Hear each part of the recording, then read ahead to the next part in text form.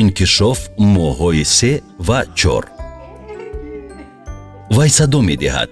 наргиз ҳар як калима ва ифодаи чеҳраи модарашро дарк мекунад. вай тамошои чеҳраи ӯро дӯст медорад ва бо суханони меҳрубононаи ӯ бо хушнудӣ посух медиҳад. онҳо ба якдигар бисёр чизҳои гуфтанӣ доранд, новобаста аз он ки наргиз танҳо 3 моҳ пеш таваллуд шудааст.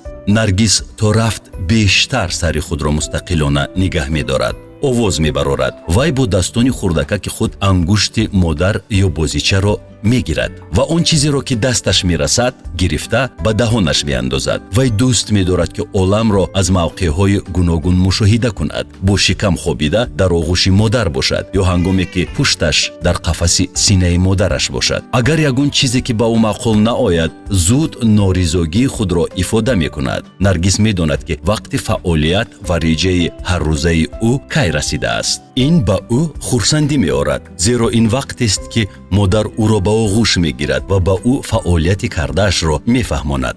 зиндагии наргиз дар оилаи ӯ мувофиқи ниёзҳояш ташкил карда шудааст.